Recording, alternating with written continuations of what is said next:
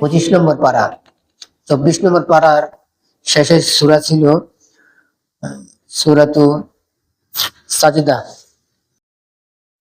ওইখানে কিছু কথা বলা হয়েছে আর এক দুটা কথা বাকি ছিল। 25 নম্বর পারার প্রথম পৃষ্ঠাটা ওই সূরার অন্তর্ভুক্ত, পরের পৃষ্ঠা থেকে আবার নতুন সূরা শুরু হবে। পিছনে মানুষের ব্যাপারে আল্লাহ বলছেন, মানুষের ভিতরে আল্লাহ তাআলা বিভিন্ন ধরনের গুণ রাখছেন, চাহিদা রাখছেন। ভালো চাহিদাও আছে, খারাপ চাহিদাও আছে। চাহিদা রাখছে আল্লাহ, এটা আল্লাহর দোষ না। আমার চাহিদাটাকে যদি আমি বৈধ জায়গায় লাগাই আমি দামি, আর অবৈধ জায়গায় যদি লাগাই আমি বেদামি হয়ে যাই। তাহলে বিচার হইব কার? আমার। অনেকে চিন্তা করে যে আল্লাহ কেন করছে না করছে। কোরআনের একাধিক জায়গায় আল্লাহ বলছেন তুমি ওইটা নিয়ে চিন্তা করো, তোমার যেটার ব্যাপারে জিজ্ঞাসা করা হয়। আল্লাহ যা করছেন আল্লাহকে জিজ্ঞাসা করা হবে না। তাহলে আল্লাহ ব্যাপারে আমার আপনার চিন্তা করে তো দরকার নাই, নিজের চিন্তা করা দরকার। এক আয়াতে আল্লাহ বলছেন ওয়ামান আহসানু কাওলাম মিম্মান দাআ ইলাল্লাহ, তো না চমৎকার উত্তম কথা যে আল্লাহর দিকে ডাকে। সুবহানাল্লাহ, যে আল্লাহর দিকে ডাকে তার সমাজে কেউ দাবি দেয় না।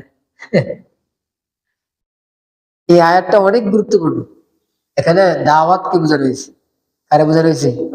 দাওয়াত। দাওয়াত কাকে দিবে? আয়াতে দুই অর্থ হইতে পারে।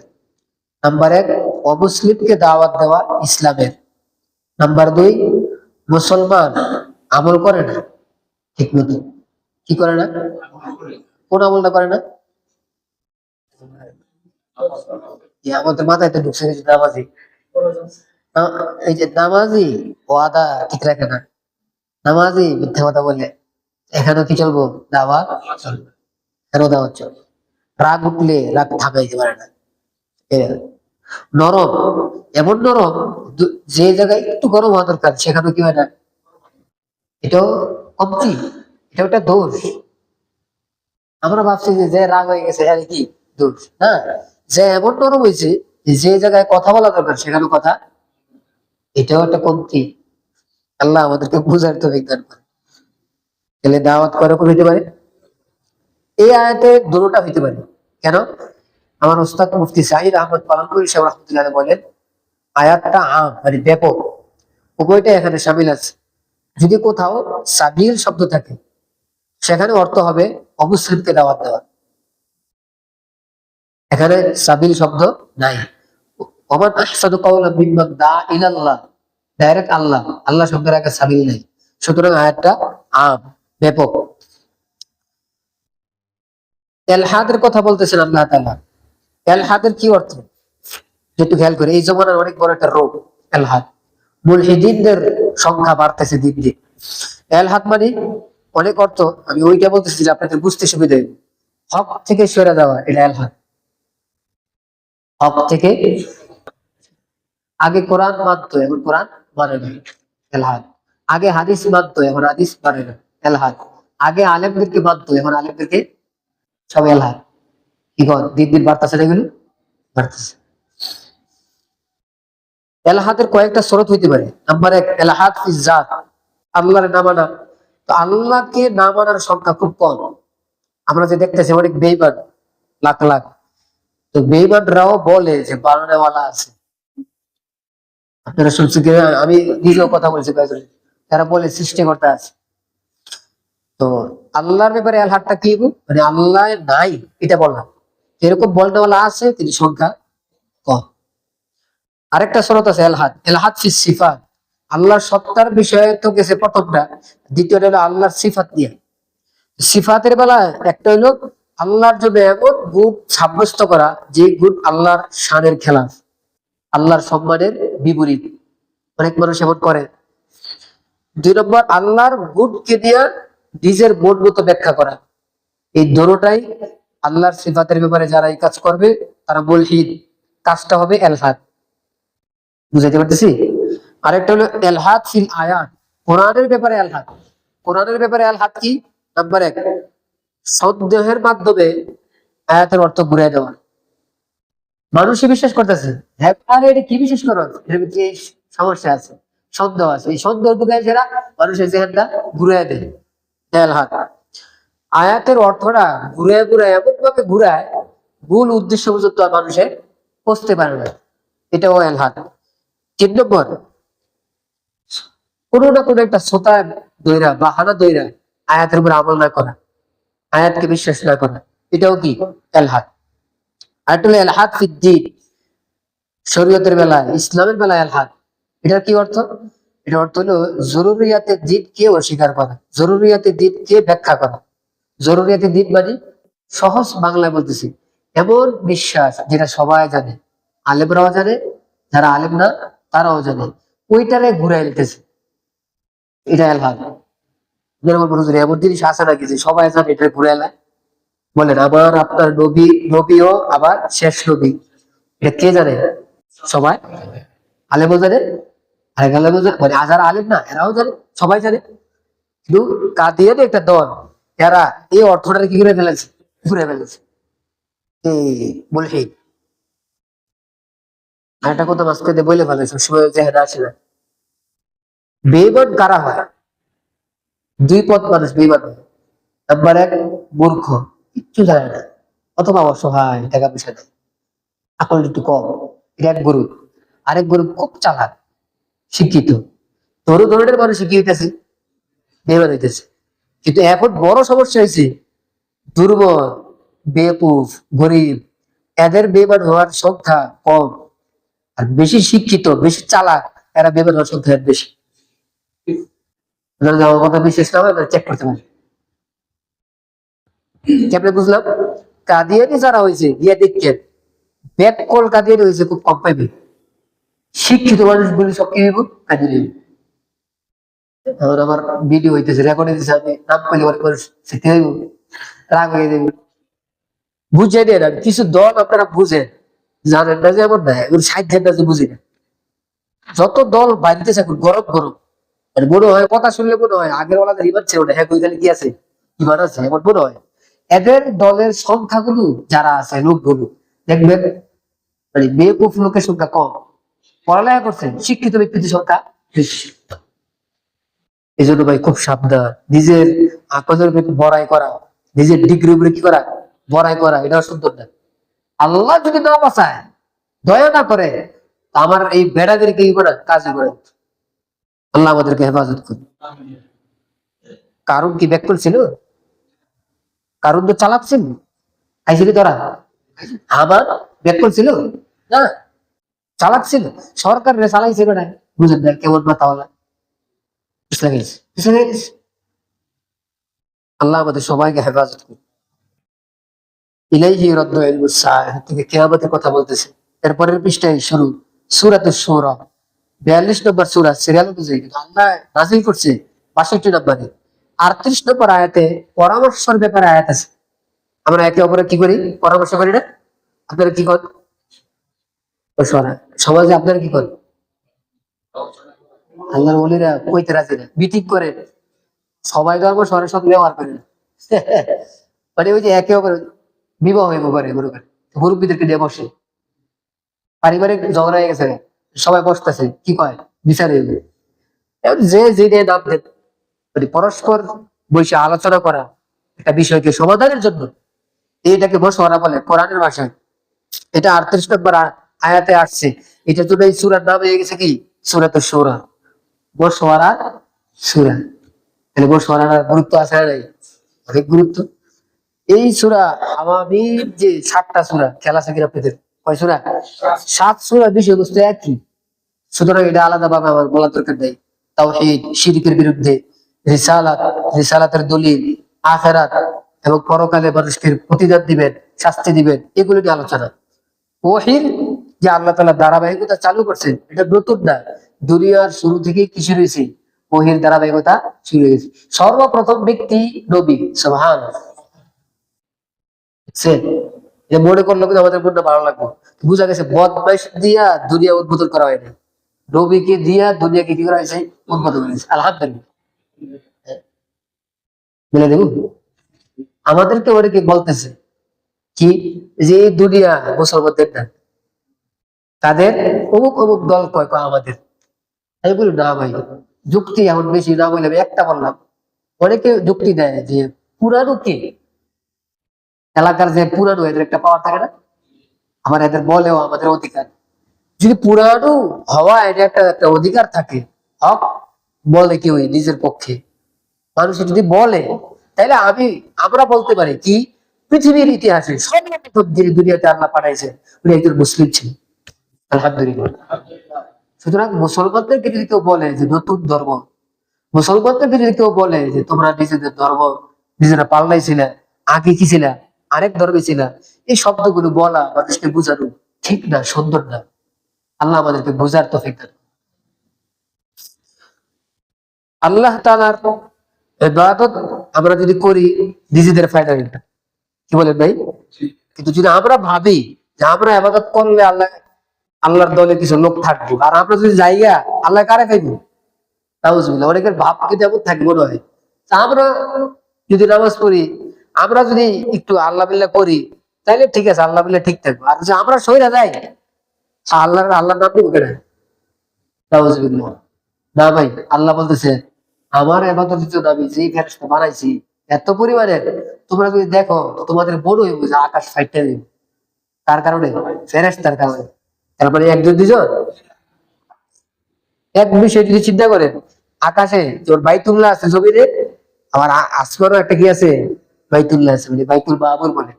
ওই বাইতের ঘরের 70,000 ফেরেশতা একসাথে কি করে, তোয়াফ করে। একবার যে তোয়াফ করে, দ্বিতীয়বার আর কি পায় না, চান্স পায় না, দ্বিতীয়বার আর আইতে পারে না। বাইতুল্লাহ কিন্তু একজনে আবার 10 বারও যায়, যাইতেই থাকে, কিন্তু ওইটা দ্বিতীয়বার আসার কি নাই, চান্স নাই। তাহলে ফেরেশতার সংখ্যা কি পরিমাণ। আমি আর আপনি আল্লাহ মিয়া না করলো, আল্লাহ আল্লাহ বলার মতো মাখলুক আল্লাহর কি নাই, অবাক। তাইলে আল্লাহ ঠেকানা আমার আপনার প্রয়োজন, আল্লাহ আল্লাহ বলে। আল্লাহ আমাদেরকে আল্লাহ আল্লাহ বলার তৌফিক দান করেন। নালায়েক বান্দা যারা আছে এদেরকে ধ্বংস করেন না আল্লাহ। অনেকের মনে খারাপ থাকে, বহুত বেশি আল্লাহ ধরে রাখলে আল্লাহ বলছেন যে তোমাদের কথায় তো আর আমি ধরবো না, ধরার একটা টাইম আছে, ধরাটা কি আছে। সুতরাং আল্লাহ একজনকে ধ্বংস করে নাই, আমরা এটা না মনে করি মনে হয় বদমাইশ আল্লাহর বলি, বা তাহলে বুঝা গেছে খারাপ না, এর কাজটা খারাপ না, তাহলে আমি আর বাড়া থেকে লাভ কি, আমিও খারাপ কাজ শুরু করে দিই। নাউজুবিল্লাহ। না, খারাপ খারাপই, আল্লাহ তাকে একদিনে বা 2 দিনে ধ্বংস করুক আর না করুক, খারাপ খারাপ। আল্লাহ তাআলা নবীকে দুনিয়াতে পাঠাইছেন, সব নবীকে পাঠাইছেন, শেষ নবী আমার আপনার নবী মুহাম্মদ রাসূলুল্লাহ সাল্লাল্লাহু আলাইহি ওয়াসাল্লাম। খেয়াল করেন, এক আয়াতে আছে নবী সারা দুনিয়ার জন্য, আরেক আয়াতে আছে নবী আরবদের জন্য। বেশ কম হয়ে গেছে, বেশ কম না, বুঝলে বেশ কম না বুঝলে কি হয়। সারা দুনিয়ার জন্য নবী, এটা বাস্তব। কেন? সারা দুনিয়ার মানুষ এই নবীর প্রতি ঈমান আনতে বাধ্য, আনলে পার পাইব, না আনলে ধরা খাইব। ভালো লাগুক আর না লাগুক, কেউ যদি বলে না আমি পারি না, না বললে ধরেন আখিরাতের জন্য অপেক্ষা করেন, ওয়েটিং রুমে বসে থাকে। বুঝতেছেন নি? আর দ্বিতীয় হলো আয়াতে আছে নবী আরবের জন্য। কি অর্থ? কাজ করার দিকে লক্ষ্য করে, কাজের দিকে লক্ষ্য করে নবী যে আরবের নবী। নবী সারা পৃথিবী কি করে নাই, সফর করে না। নবীজি আরবে কাজ করছে, আর সারা দুনিয়া কাজ করার জন্য নিজের ছাত্রদেরকে রেখে গেছে। আমি কি বুঝাইতে পারছি? এটা আরেক আয়াত আল্লাহ বলছে যে সাহাবায়ে কেরামকে আল্লাহ বানাইছে উম্মতের জন্য। একটা আয়াত দেখবেন, আপনারা শুনবেন, কুনতুম খায়রা উম্মাতিন উখরিজাত লিন-নাস তা'মুরুনা বিল মা'রুফ। একটা আয়াত বলে মানুষে যে তোমরা হইলা খায়রা উম্মত, শ্রেষ্ঠ উম্মত। এই শ্রেষ্ঠ উম্মত মানে কি আমি আর আপনি? আসল অর্থ এটা। আমার মন খারাপ করবেন আপনারা, আমল করলে আসলে আমরা কেউ শ্রেষ্ঠ, আল্লাহ আমাদেরকে শ্রেষ্ঠ বানায় দেন। কিন্তু আয়াতের আসল অর্থ কি? এই আয়াতের আসল অর্থ সাহাবায়ে কেরাম, এই সারা দুনিয়ার মধ্যে সবচেয়ে সেরা নবীর পরে সাহাবায়ে কেরাম। কি বুঝাইতে পারছি? আর এই সাহাবায়ে কেরামকে আল্লাহ বানাইছে উম্মতের জন্য। এই জন্য আমার আপনার মতো সাহাবীরা ঘরে বসে থাকতো না, মানুষকে নিয়ে ফিকির করতো, নিজেকে ফিকির করতো, করতো না এমন না, করতো, কিন্তু বেশি ফিকির করতো অন্যদেরকে নিয়ে, কিভাবে মানুষ দিকদার হইতে পারে, কিভাবে মানুষ আল্লাহর দিকে আসতে পারে। এই জন্য হাজার হাজার সাহাবী বাড়িঘর চাইরা, লাখ, অনেক সাহাবী বাড়িঘর চাইরা দূরে চলে গেছে, ওই যে গেছে দ্বিতীয়বার আর বাড়িতে ফিরা আসে অনেক এতেকাল দূরে হয়ে গেছে। আমরা ইতিহাসে এমনও পাইছি যে আপনাদের যে চায়না আছে না, চায়না, হিন্দুস্তান, আশেপাশের এলাকার অনেক জায়গায় আপনার সাহাবীদের কবর আছে। ওনারা যদি না আসতেন তাহলে কবর আসতে হচ্ছে। তার মানে এরা বাড়িতেই বসে রয়েছে বলতে, ওই যে নবীজির দিন পৌঁছানোর জন্য জায়গায় জায়গায় ছড়াই গেছে। আল্লাহ তাআলা তাওহীদকে, আল্লাহর ঈমানকে বুঝানোর জন্য বিভিন্ন সময় বুঝান, বিভিন্ন যুক্তি দেন, দলিল দিয়ে বুঝান। এই জায়গায় এক জায়গায় আল্লাহ তাআলা বলতেছেন যে তোমরা আল্লাহকে নিয়ে যদি চিন্তা করো, বুঝার জন্য, সহজের জন্য, 1 নম্বর কোরআন নিয়ে চিন্তা করো।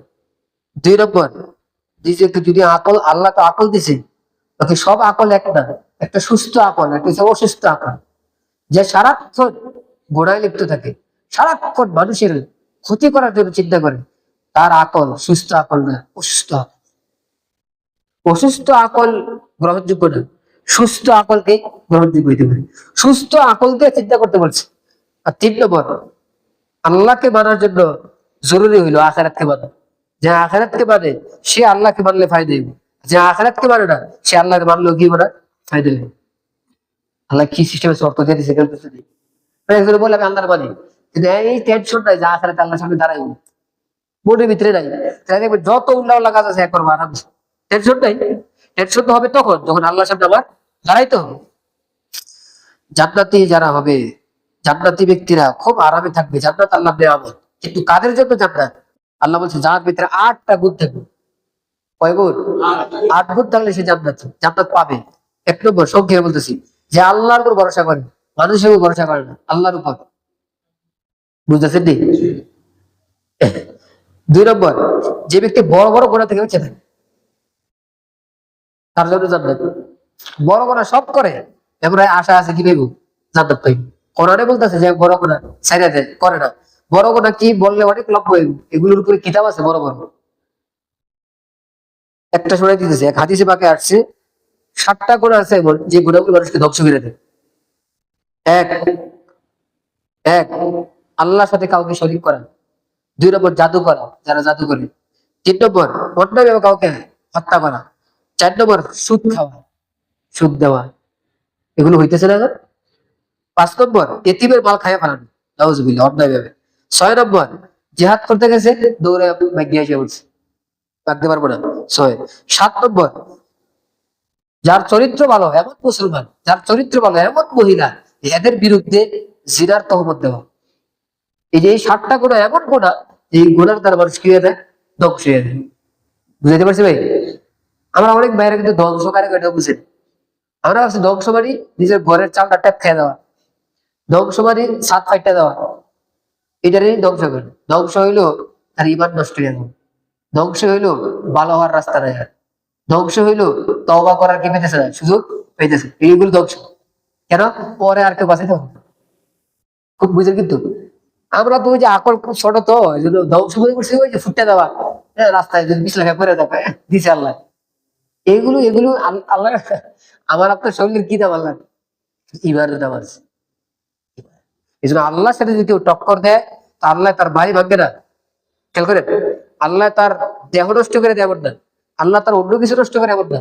যদি কেউ আল্লাহর বিরুদ্ধে দাঁড়ায় দেয়, আল্লাহ যদি তাকে, আল্লাহ যদি জানে যে তার তওবার দরজা কি নাই, শেষ, তওবা করবে না সে, তখন আল্লাহ ক্ষতি করবে কোনটা? তারে আর ইমান আর সুযোগ দিব না। আর যদি আগে ইমান আইডা থাকে, তার ইমান নষ্ট হয়ে যায়। নাউজুবিল্লাহ, আল্লাহ আমাদেরকে হেফাজত করে। 8টা বিষয় কি কি? 2টা বলছি। নাম্বার 1, আল্লাহর উপর ভরসা। 2 নম্বর, বড় বড় গুনাহ থেকে বেঁচে থাকা। 3 নম্বর, রাগ বেশি উঠে গেছে, তখন নিজের একটু দবায় রাখা। কয়টা হলো ভাই? 3টা হয়েছে। 4 নম্বর, 4 নম্বর হলো আল্লাহর হুকুমের সামনে নিজে মাথা নত করে দেবে। এক হুকুম না, সব হুকুম, সব হুকুম। খেয়াল করে। 5 নম্বর, নামাজ গুরুত্ব সহকারে।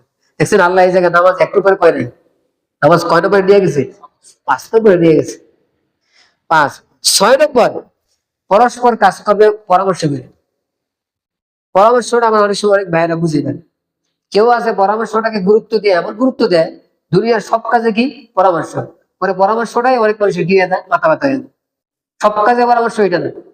আবার কেউ আছে পরামর্শ করে না, কোনো কাজেই পরামর্শ করে না, এটাও ঠিক না। কি করতে হবে? গুরুত্বপূর্ণ কাজে মশওয়ারা করতে হবে, পরামর্শ করতে হবে। এখানে এটাও বলে দিই কার সাথে মশওয়ারা করবে, আমরা এটাও বুঝে নিই। আমরা ভাবছি আমার সাইডে এক আবুল বসে রয়েছে, আরেক সাইডে এক ব্যাককল বসে রয়েছে, এই আবুল আর ব্যাককলটা নিয়ে কি হয়ে গেল, এটা সিদ্ধান্ত দিয়ে নেয়। জিজ্ঞাসা করলে বলে কি হয়ে গেছে, পরামর্শ হয়ে গেছে না। পরামর্শ করতে হবে ওই ব্যক্তির সাথে যে ব্যক্তি পরামর্শ দেওয়ার যোগ্যতা রাখে। সবাই পরামর্শ দেওয়ার কি রাখে না, চেহারা তুলে আমার একটু মায়া লেগে যায়, কথা বলতে হবে, কথা বলবো কি বলবো না, এই বিষয়ে একটু বুঝাই দেবো। সবাই যে মতামত দিতে পারে না। নামাজে ভুল হইলে কি করবো, আবার নামাজে ভুল হইলে 300 এক হাদিসে আসছে নামাজে ভুল হইলে নামাজ ধরায় করবে বা আবার পড়তে হইব। আরেক হাদিসে আসছে নামাজ যদি ভুল হয়ে যায় নামাজের ভিত্তি সে ঠিক করবো। আরে ব্যস্ত লাগছে, আচ্ছা এইবার দেখি বাইর করি কত হয়েছে, 3 না 4, 2 না 3। যদি ঠিক করতে পারে যেটা ঠিক করবো এটা বলে সে আমল করবো। এটা কয়টা বছর হবে, 3 নম্বর। যার ভুল হয়েছে এবার তার দায়িত্ব হলো ঠিক করা, কিন্তু সে কি করতে পারে না, ঠিক করতে পারে না। তার জন্য হাদিসে নবীজি বলছেন যদি 2 আর 3 ব্যস্ত লাগে তো সে ধর্ম 2, 3 নম্বরটা যাইবো না। কেন, 2 আর 3 যদি ব্যস্ত লাগে 2 তো শিউর, 2 তো শিউর, আর 3 আর 4 যদি ব্যস্ত লাগে তাহলে 3 তো শিউর। 3 ধইরা আরেক রাকাত কি করবো, পুরা করবো। আমি কি বুঝাতে পারছি, কয় শরত যদি এখান থেকে আমি কি বুঝাইলাম, বুঝা গেছে সবাই নিজের সিদ্ধান্ত নিজে নিতে পারে না। 3 নম্বর শরতটা কার, যে নিজের সিদ্ধান্ত নিজে নিতে পারে না। সুতরাং যে নিজের সিদ্ধান্ত নিজে নিতে পারে না তার কাছ থেকে পরামর্শ নেব কিভাবে, সে তো আমারটা বলতে পারবো না যে কোনটা ঠিক কোনটা বেঠিক। আমি কি বুঝাইতে পারছি, আল্লাহ আমাদেরকে বুঝার তৌফিক দান করে। পরামর্শ 6 নম্বরে। 7 নম্বরে দান করা, খয়রাত করা, মানুষকে দেওয়া। 8 নম্বর কেউ যদি তার উপরে জুলুম করে তো জুলুমের বদলা নিতে চাইলে বরাবর নেওয়ার অনুমতি আছে। আবার জুলুমের বদলা নিতে চাইলে মাফ করে দিলে আমি খুশি হব বেশি। আল্লাহ কি কয়, মাফ করে দিলে আমি খুশি হব। সুবহানাল্লাহ। কি ভাই ওই যে 3 নম্বর যে গেছে গোসা কারণে মাফ করে দেওয়া, এটা এক হয়ে গেছে, এক না। আগে যেটা গেছে রাগ উঠতে গেলে বলছে কিছু একটা কয়, আবল তাবল কিছু কয়, ওই সময় কি করা, কন্ট্রোল করে। আর এখানে যেটা বলছে এটা হলো অন্য ছোট আমার উপর জুলুম করছে, তার মানে হয় আমার জানের ক্ষতি করছে অথবা আমার মালের ক্ষতি করছে। এটা বুঝাইছে এই জায়গায়। আল্লাহ আমাদেরকে বুঝার তৌফিক দান করেন। সূরাতুজ যুখরুফ 43 নম্বর সূরা 63 নম্বরে এটা নাযিল হয়েছে। মওযু আলোচ্য বিষয় আগেরটাই, কোরআনের কিছু সিফাত বলছে আল্লাহ। কোরআন স্পষ্ট কিতাব, ফসি আরবি, বিশুদ্ধ আরবি ভাষায় কোরআন আল্লাহ নাযিল করছেন। আসমানে যত কিতাব আল্লাহ নাযিল করছেন সবগুলো কিতাবের মধ্যে সবচেয়ে সেরা কিতাব কোরআনে কারীম। হিকমতে ভরা, ভরপুর পুরা কিতাব। এবং এটার ভিতরে খায়ের কাম, মানুষের কল্যাণকে চাওয়া হয়েছে, কল্যাণের ভিতরে পুরাটা ভরা। এখানে দুনিয়ার মাল আল্লাহ নিকটে কোনো দাম নাই। আমরা সবাই পাগল হয়ে আছে কিসের পিছনে, দুনিয়ার মালের পিছনে। আরেক কথা বলতেছেন আল্লাহ তাআলা, যে ব্যক্তি কোরআন থেকে মুখ ফিরিয়ে নেয় তার উপরে শয়তান সওয়ার হয়ে যায়, তারে শয়তানে চালাইব, এটা নিশ্চিত। কার কথা, আল্লাহর কথা। আজ যাদেরকে আমরা দোস্ত ভাবতেছি, নিজের বন্ধু ভাবতেছি, কিয়ামতের ময়দানে যদি ধরা খাই এই বন্ধু বন্ধু থাকতে না, কিন্তু বন্ধু আবার কি হয়ে যাবো, শত্রু হয়ে যাবো। আমি নিজে তার শত্রু হয়ে যাবো। এইভাবে তোর কারণে আজকে ধরা গেছি, বলবো তোর কারণে ধরা গেছি। আজকে যে একজন সিঙ্গারা খাওয়ায়, ফুচকা খাওয়ায়, ওই সময় ফুচকা খাওয়ানো হয়েছে গায়ে খাওয়াই, যেটা একজন একজন বলবো আমি যে আজকে ধরা গেছি তো তোর দোষ, বলবো তোর দোষ, এইভাবে বলবো। তো আজকে যারা সবচেয়ে ভালো মতো মনে করছে কলিজার বন্ধু, কলিজার বন্ধু সেদিন কি থাকবে না, কলিজার বন্ধু থাকবে না। তার মানে সে আমার কোনো যার নামের কোনো উপকার করতে পারবো না। আল্লাহ, ফেরাউনের মাথা ঠিক নাই। কার মাথা ঠিক নাই, কে ক্ষমতা পাইছে, সময়টা লম্বা হয়েছে, তা আল্লাহ ফেরাউনরে সাইজ করার জন্য, লাইনে আনার জন্য মুসা আলাইহিস সালামকে পাঠাইছে। সুবহানাল্লাহ, নবী পাঠাইছে, পাঠাইছে দিকে হেদায়েতের দিকে আসে। তো মুসা আলাইহিস সালাম দাওয়াত দিচ্ছেন। মুসা আলাইহিস সালাম তো ছোটবেলা তার ঘরে লালিত পালিত হয়ে বড় হয়েছে। এমনি ফেরাউন গরম, আবার যে বেটা দাওয়াত দিয়েছে এই বেটার কি করছে, খাওয়াইছে। বুঝেন এবার গরম তো আরো বাড়বো। এবার ফেরাউন কিন্তু মুসা আলাইহিস সালাম নবী হিসাবে তার আখলাক কেমন হইব, সেরা, সেরার সেরা না, বাকি ওনার ওই পরিমাণ ক্ষমতা নেই, ওই পরিমাণ দলবল। মানুষ মোহাব্বত করে, খুব মোহাব্বত করে। ওনার ভাষাটাও কি ছিল না, একটা জরুরি বিষয় বোঝাবো, আপনারা খুব খেয়াল করে শুনুন। ওনার ভাষাটা পরিষ্কার না। কারণ চিন্তা করলো সব মানুষের ভক্ত, কখন যদি আমার আবার কি হয়ে যায়, আমার জন্য হুমকির কারণে হয়ে যায়। আপনারা শুনছেন এইভাবে আজম আবু হানিফা রাহমাতুল্লাহি মারা হয়েছে, ওনাকে মারা হত্যা করা হয়েছে, শুনছেন না? এটা কারণ কি? একে জন্য একটা বলে, আমি এক কিতাবে পাইছি যে রাষ্ট্রপ্রধান জানতে পারছে সব মানুষ তার ভক্ত।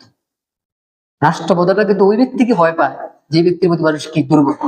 কারণ এ যদি একবার আওয়াজ উঠায়, তখন এ মনে করে মানে যে বাচ্চা জালেম হয় বা একটু উল্টাপাল্টা করার জায়গা থাকে, সে চিন্তা করে কখন যেন আমার ধরা নেই, কখন যেন ধরা নেই, ভয় কাজ করে। চিন্তা করছে কোন সময় যেন আবু হানিফা একটা আওয়াজ উঠায় আমার তখন পাল্টায় যায়। এই অবস্থা সৃষ্টি হওয়ার আগেই আবু হানিফাকে ধরছে, নাউজুবিল্লাহ। ধরার সৃষ্টি করে ডাইরেক্ট ধরছে না, চালাকি করে ধরছে। কি? আপনার কাছে আমি প্রস্তাব দিলাম, আপনি কাজে হন। মনে বলছে আমি কাজে হইতে পারি, সরকারের প্রস্তাব না, তিনি কি করছে? প্রত্যাখ্যান করছে, তো সরকারকে অপমান করছে, এই গ্রেফতার করছে। মানুষকে ধরার শরৎ দেখছে। আল্লাহ বলির কথা বুঝে দিয়ে না, মুসা আলাইহিস সালামের সবাই মহাব্বত করে। এবার ফেরাউনের গায়ে লাগছে, ফেরাউন পরে সবার ডাকিয়া এবার ভাষণ দিই, বক্তৃতা। বক্তৃতার আল্লাহ তুলে ধরছে। ফেরাউনের বক্তৃতা কি দিছি মানুষ? এক নম্বর, ফেরাউন বলতেছে আমি তো খোদা, নাউজুবিল্লাহ। মুসার পিছে দৌড়াইতেছে তোমরা। আর ফেরাউন যে খোদা, খোদা হওয়ার ব্যাপারে দলিল দেয়, কি দেয়? এক নম্বর আমি মিশরের বাচ্চা। আর ওই জমানা মিশরের বাচ্চা খুব পাওয়ারফুল ছিল। এখন আমেরিকার প্রেসিডেন্ট হইলে, আমেরিকার প্রেসিডেন্ট আইলে কোন সময় বাড়ি টাড়ি উড়াইলে, আবার রাস্তা উড়াইলে কি করে ঠিক পিটাই, বাড়ি ঘর উড়াই নিতে পারে বিভিন্ন জায়গায়। পরিস্থিতি এমন না। তো ওই সময় মিশরের বাচ্চা লিখেছিল এমন ছিল। এখন তো হোয়াইট হাউস, ওই সময় কি ব্ল্যাক হাউস ছিল? আল্লাহ, হ্যাঁ দলিল দেয় আমি মিশরের কি বাদশা।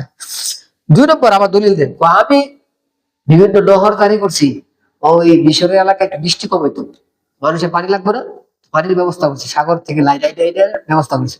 তার মানে সে বুঝাইতে চাইতেছে আমি তোমাদের রিজিকের ব্যবস্থা করতে, আমি রাজা। নাউজুবিল্লাহ। এইগুলো বলে কি বুঝাইছে? মানবা তো আমারে মানবা, তোমার কার পিছনে দৌড়াও, বুঝার পিছনে দৌড়াও। কথার ধরন খেয়াল করছে?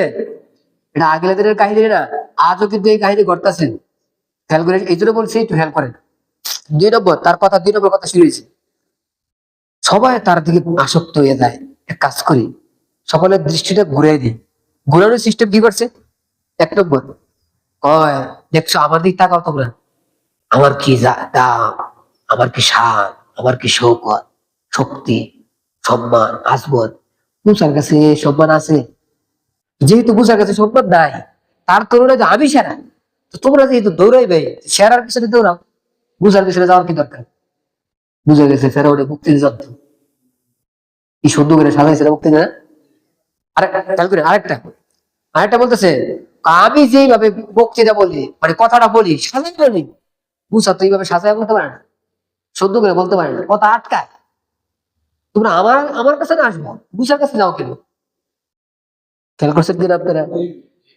জি কর বা কি আপনারা বুঝেন কিনা আমার কাছে কেউ দিন নাই, কথাটা বলে দিন। বর্তমান অনেকে বলে হক্কানি আলেমের কথা যখন আমরা বলি, ওনার বক্তৃতা এত স্পষ্ট মজা না, খুব খেয়াল করে শুনবি, ওনার ভাষা এত কিনা সুন্দর না, চমৎকার না, কি করবা? অমুকেরটা ভালো, অমুকেরটা শুনি। আগে নবীদের সাথে টক করে কাফের আসতো, এখন মানুষ তো আরো বেশি চালাক হয়েছে। কথা বুঝেন নাই? কোন বেইমান যদি আজকে এসে বসে বয়ান করে শুনবে, কোন বেইমান যদি বাইতুল মুকাররমে এসে জুমার নামাজের আগে বক্তৃতা বয়ান, জুমার বয়ান না করে শুনবে? শুনতেন। তাই মানে কি কাফেরদের ষড়যন্ত্র বন্ধ হয়ে গেছে? এখন বর্তমানে আরেক শব্দ ষড়যন্ত্র চলতেছে, কি?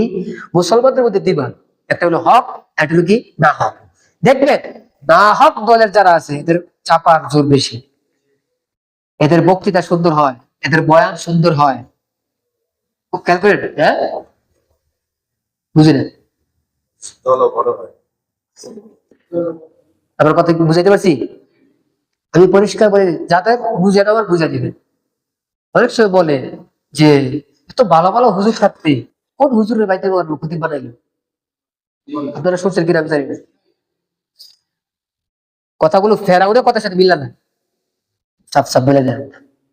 যারা এই কথা বলবেন যে এত ভালো ভালো স্পষ্ট ভাষী থাকা সত্ত্বে, উচ্চ শিক্ষিত থাকা সত্ত্বে মানুষের মহাব্বতের মানুষ, মানুষ ভক্ত বেশি কার, এটা দেখাইতে গিয়া যে এই মানুষগুলো থাকতে তারা ক্ষতির সাপ বানাইল, এই কথা যারা বলেন, আমি কিছু বললাম না, আমি শুধু বলতেছি এইটা যে তাদের কথাটা মিলে না তার সাথে ফেরাউনের কথার সাথে মিলে। ফেরাউন এই কথা বলছে, কথা তো সুন্দর আমার না, মুসার কথা কি না সুন্দর না, তোমরা আমার এটা বাঁধবা, মুসার পিছে যাও কেন? আল্লাহ আমাদেরকে বুঝার তৌফিক দান করুন। এই জন্য যারা পথভ্রষ্ট তারাও কিন্তু মানুষকে কি বুঝাইতেছে, দিন বুঝাইতেছে। এবার আমাদেরকে বলে হুজুর অমুকের বয়ানের লাইক বেশি, শ্রোতা বেশি, আপনাদের বয়ানের তো শ্রোতাও নাই, আবার যদি কেউ শোনো কি দেয় না, লাইকই করেন।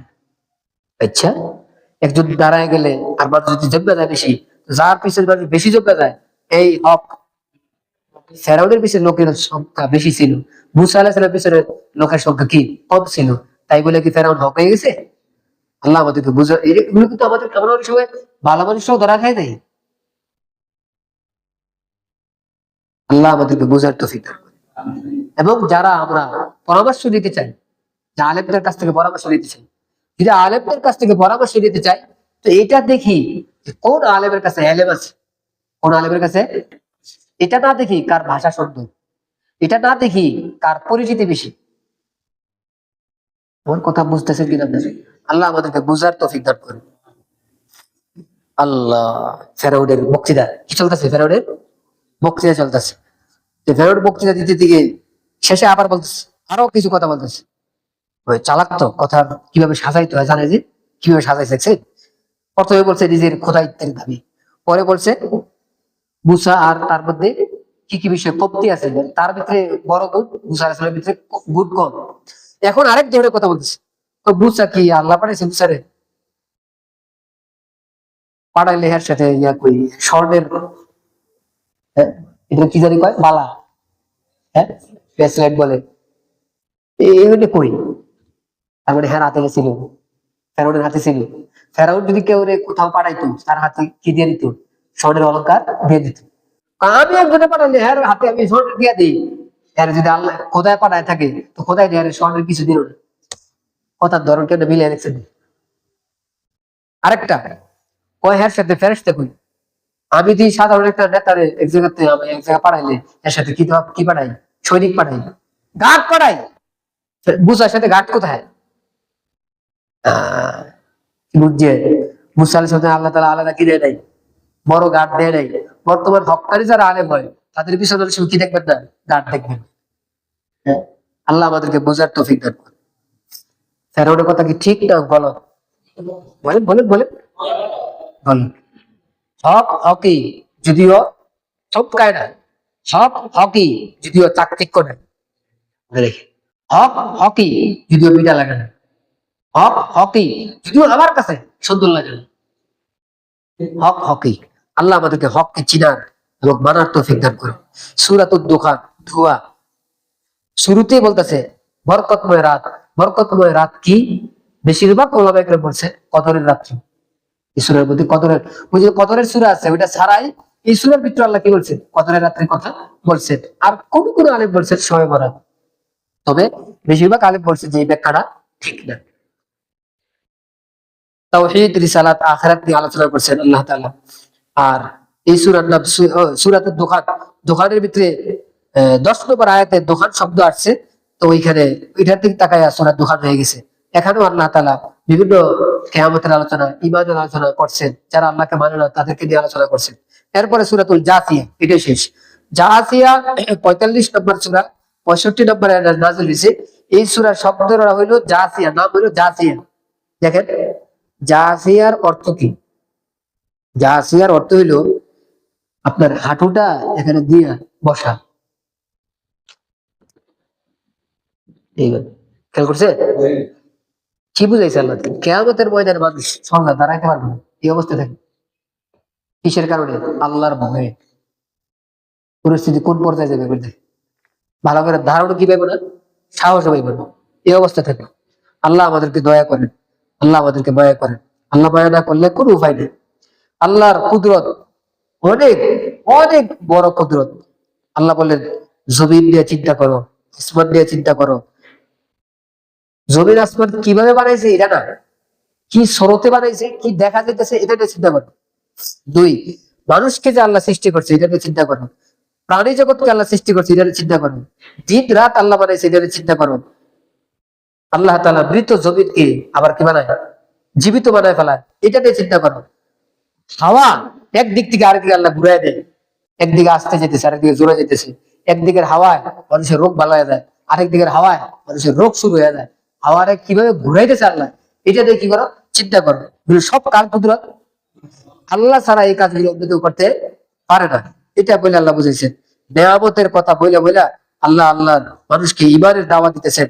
শেষে এক আয়াতে আল্লাহ বলতেছেন যে তোমরা কেউ নিজের মনের পূজা করো না, নিজের খায়েশাতের খারাপ ইচ্ছার পূজা করো না। পূজা গেছে, শুধু মূর্তির পূজা হয় না, নিজের খায়েশাতের কি হয়, পূজা হয়। আল্লাহ বলতেছে যারা কিনা আখিরাতকে অস্বীকার করে তাদের হালত এমন। আল্লাহ আমাদেরকে হেফাজত করেন। আর সর্বশেষ এক আয়াতে আল্লাহ বলেন জাহান্নামীদেরকে আল্লাহ জাহান্নামে দিয়ে দিবেন, যাওয়ার আগে এদেরকে এই সুযোগটাও দিব না যে মাফ চাইবে। একটা কিছু মাফ চাইলে মাফ করতো না, আর এটা মাফ চাওয়ার সুযোগ দিত। এটা আরো ভয়ঙ্কর না, এটা আরো ভয়ঙ্কর। আল্লাহ আমাদেরকে ভয়ঙ্কর হালত থেকে হেফাজত করে। আল্লাহ আমাদেরকে সবাইকে ইমানের সহিত থাকার, ইমানের সহিত বিদায় নেওয়ার, ইমানের হালতে কিয়ামতের ময়দানে ওঠার তৌফিক দান করেন। ওয়া আখিরু দাওয়ানা আলহামদুলিল্লাহি রাব্বিল আলামিন।